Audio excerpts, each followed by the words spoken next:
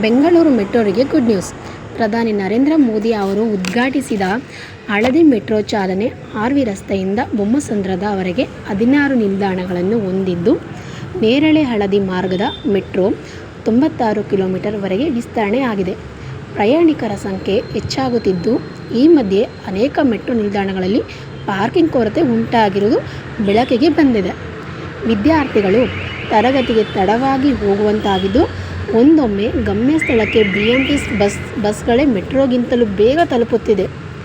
ಈ ಸಂಬಂಧ ಪ್ರಯಾಣಿಕರು ಅಸಮಾಧಾನ ಹೊರಹಾಕಿದ್ದಾರೆ.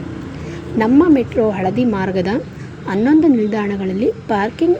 ಬೆಂಗಳೂರು ನಗರದಲ್ಲಿ ಜನರು ಹೆಚ್ಚಾಗಿ ನಮ್ಮ ಮೆಟ್ರೋ ಸಾರಿಗೆಯನ್ನೇ ಅವಲಂಬಿಸಿಕೊಂಡಿದ್ದು, ಅದರಲ್ಲೂ ಹಳದಿ ಮಾರ್ಗದಲ್ಲಿ 70,000ಕ್ಕಿಂತಲೂ ಹೆಚ್ಚು ಮಂದಿ ಪ್ರಯಾಣ ಮಾಡುತ್ತಾರೆ. ಇನ್ನು ಸಾವಿರಾರು ಮಂದಿ ಮನೆಗಳಿಂದ ನಿಲ್ದಾಣಕ್ಕೆ ಕಾರ್, ಬಸ್ಗಳಲ್ಲಿ, ಬೈಕ್ಗಳಲ್ಲಿ ಅಲ್ಲಿಂದ ಬಂದು ಮೆಟ್ರೋ ರೈಲುಗಳಲ್ಲಿ ಸಂಚಾರ ನಡೆಸುತ್ತಾರೆ. ಪಾರ್ಕಿಂಗ್ ವ್ಯವಸ್ಥೆಯಲ್ಲಿ 2 ವೀಲರ್ಗಾಗಿ 15 ರೂಪಾಯಿಗಳಂತೆ, 4 ವೀಲರ್ ಬೆಲೆ 30 ರೂಪಾಯಿಗಳಂತೆ ಪಾರ್ಕಿಂಗ್ ವ್ಯವಸ್ಥೆಯನ್ನು ರೂಪಿಸಲಾಗಿದೆ. ಈ ಪಾರ್ಕಿಂಗ್ ವ್ಯವಸ್ಥೆಯನ್ನು ಏರ್ಪಡಿಸಿದ್ದು